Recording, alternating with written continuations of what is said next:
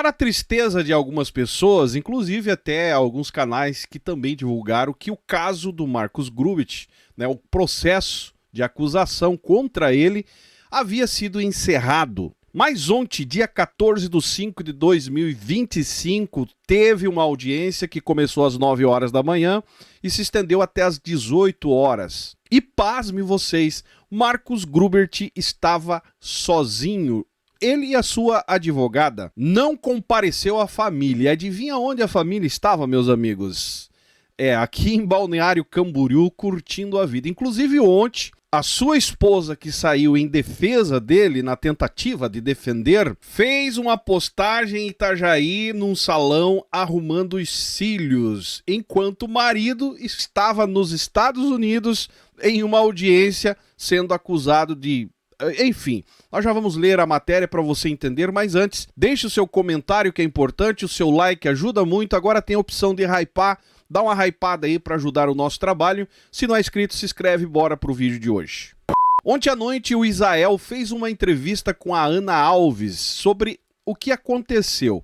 Eu vou ler a notícia para você entender, aonde levantou algumas questões a respeito da solitária presença do Marcos Grubert nessa audiência. Sem apoio da família, Marcos Grubert enfrentou a audiência e se recusou a dar depoimento. É mole, meus amigos. Olha o que diz a matéria. O marido da cantora gospel Heloísa Rosa, Marcos Grubert, compareceu nesta segunda-feira a uma audiência no condado de Osceola, na Flórida, Estados Unidos, relacionada à acusação de abuso contra uma criança de 5 anos de idade. O que mais chamou a atenção foi a completa ausência de apoio familiar. Grubert não foi acompanhado pela esposa, porque estava aqui no Brasil, inclusive postando fotos ontem, como eu falei, na cidade de Itajaí, meus amigos. Inclusive junto com o sogro, né? A notícia até diz o seguinte: nem por seu pai, Irineu Grubert, seu irmão, mãe ou qualquer amigo próximo. Estavam todos em Camboriú, Balneário, Itajaí. Também não apresentou testemunha de defesa. Por que será, cara? Nenhuma pessoa foi ouvida para atestar o seu caráter.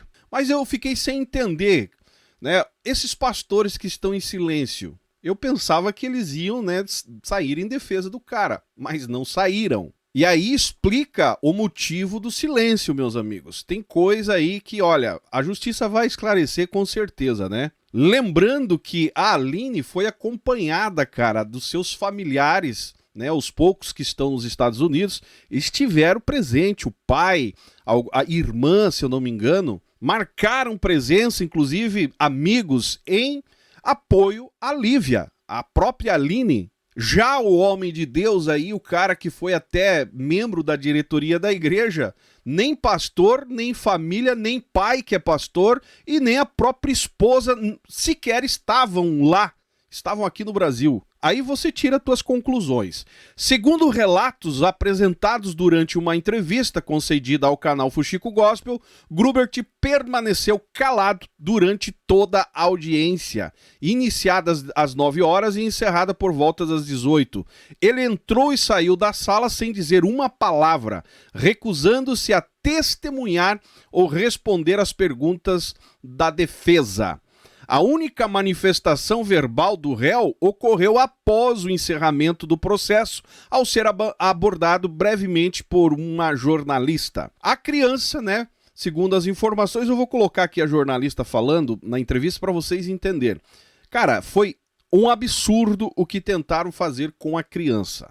Ele não vai conseguir. Você conseguiria, até peço desculpa por essa pergunta, dar algum exemplo, por exemplo, de uma pergunta, dessas perguntas que foram bem difíceis para a Lívia, que foram feitas hoje pela advogada, só para a gente entender o nível? Para a Aline? Para a Lívia. Ah, para a Lívia? A advogada perguntou qual era o tamanho do pipi, se era grande, se era mole, se era duro, se era pequeno. Pediu para ela mostrar com caneta como era, ficou confrontando ela com o primeiro depoimento. O primeiro depoimento que ela deu foi logo recente ao abuso. Ela estava em choque ainda, e foi feita uma entrevista com um homem. Ela tinha que falar das partes privadas na frente de um homem. Então, uma criança de 5 anos, um homem que ela nunca viu, tendo que falar isso, é óbvio que ela se trancou. Mas sim, a partir do segundo depoimento em diante... Cara, é repugnante, deixa a gente indignado, né, cara? Foi todo um discurso só, com toda coerência. E a advogada tentava insistir com ela que ela estava mentindo, e ela disse, não, eu não estou mentindo, porque ela disse, você falou que foi uma vez só que entrou. Agora você está dizendo que foram 3 vezes. Ela disse, não, foi uma vez, mas 3 movimentos. Ela contou 3 movimentos. Então, e ela insistindo nisso, aí voltava, mostrava o vídeo a ela. Foi torturante. Eu saí dali completamente arrasada, destruída, da tensão que foi e a pressão que essa menina sofreu, mas sobreviveu. E realmente, essa criança é uma sobrevivente, é uma guerreira, essa menina. O amor, o carinho, o respeito, a admiração que eu tenho aprendido a ter dela e para a família, né? Assim, é sem precedentes, porque não é fácil ser humilhada, ser desqualificada depois de ter passado por tudo que passou, né? E por causa disso e de tantas outras situações de outras vítimas que a gente vê aqui passando por situações como essa, que a gente vai começar um trabalho, um estudo para modificar essa forma de oitiva dessas crianças, de entrevistas dessas crianças vítimas de abuso. Claramente o que aconteceu aí foi, no mínimo, né, uma violência psicológica, que a justiça, não sei como que permitiram, né? Ouvindo ela falar e você lendo até a matéria a respeito do assunto, será que não teriam outras maneiras de ouvir a criança? Não dá para acreditar, cara. Olha só, encerrando a matéria, além da vítima, a mãe da criança, Aline Sampaio, prestou depoimento também durante mais de 2 horas, respondendo a todas as perguntas com firmeza e clareza. Psicólogas que acompanham o caso também foram ouvidas e afirmaram não haver dúvida sobre a ocorrência do abuso. O detetive, isso aqui é importante, cara, porque segundo o que aconteceu, eram 10 pessoas testemunhando ali.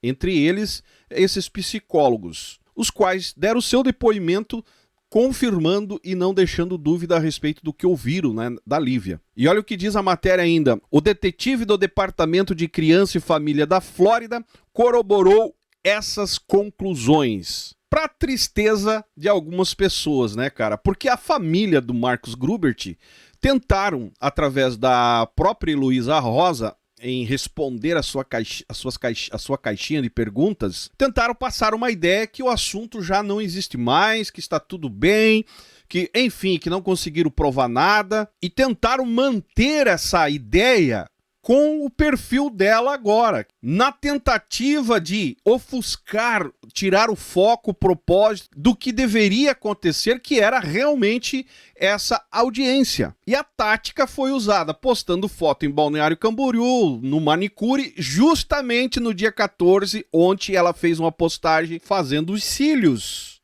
em Itajaí, enquanto seu esposo estava desde as 9 da manhã até as 6 da tarde, na audiência, sem acompanhante, além da advogada, e calado. E aí fica 2 perguntas, né? Será que a família abandonou porque sabe que a coisa vai estreitar? Ou será uma tática para tentar enfraquecer a acusação? Porque se você... Até eu vou ler para vocês entenderem aqui que tem uma questão que eu achei interessante. Por que adotar a tática de ficar em silêncio em uma audiência onde você está sendo acusado?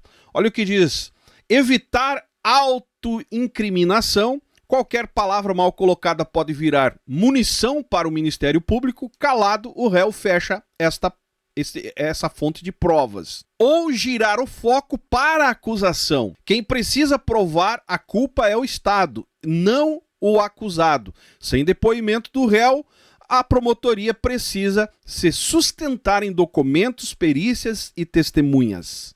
Está entendendo? Qual é o motivo dele ter ficado calado e não levar testemunhas para dar depoimento a favor dele. Até porque quem vai, né, cara? A pessoa que tem o mínimo de moral diante disso, com certeza. Se ele fosse realmente inocente, como tentam passar, o pai já teria vindo ao público e enfatizado: meu filho é inocente. A própria esposa já teria aberto o seu celular e postado nos stories: meu esposo é inocente. Ele próprio já teria vindo ao público e dito: eu sou. Estão me acusando de algo que eu não fiz. Mas, pelo contrário, tanto o acusado, tanto ele quanto a família, manter o silêncio, e quando apareceram a esposa e o pai, não falaram nada que o cara é inocente, só tentaram colocar uma fala na tentativa de convencer que estavam tentando se aproveitar, né, do contexto, agora em cima de acusações de que a Aline quer visto. Velho, uma verdadeira irresponsabilidade, e dá pra entender o porquê que esse cara é assim, né, cara? Se o pai é assim, imagina. Diante de uma acusação tão forte, o cara aparece simplesmente com uma fala totalmente irresponsável diante da gravidade do caso. E o que me chamou a atenção é que tem mais. O motivo do silêncio, né? Pode ser também proteção de estratégias futuras. Às vezes a defesa aposta em teses técnicas, nulidades processuais, ilicitude de provas, prescrição, e não quer entregar a linha de raciocínio antes da hora. Alguma coisa, meu amigo, eles estão tentando. O outro é controle de narrativa. A defesa pode preferir falar apenas nos memoriais ou nos debates orais, onde o advogado domina o discurso sem interrupções. E aí tem a circunstância pessoal. Se o réu tem histórico que pode ser explorado negativamente, ou imagina que sofrerá fortes desgastes sobre perguntas, o silêncio é mais seguro. A verdade é que houve essa audiência ontem e ele estava solitário. Sem amigos, sem família, somente acompanhado por uma advogada que, segundo o que a gente ouviu na entrevista, até aconselho você ouvir, né, assistir a entrevista no canal do Fuxico Gospel, para você entender que a advogada, o argumento era acusações para cima da mãe da vítima de que ela queria visto permanência no país, enfim, diz que foi uma verdadeira lástima, né, o que aconteceu ontem. Deixa o seu comentário embaixo. Esse caso a gente vai estar sempre atualizando para vocês, então nos ajude comentando, hypando o vídeo, afinal nós estamos aqui, justiça por Lívia. Me segue nas demais redes sociais e esse é o canal Fala Zay, estamos juntos por um Brasil e um mundo melhor.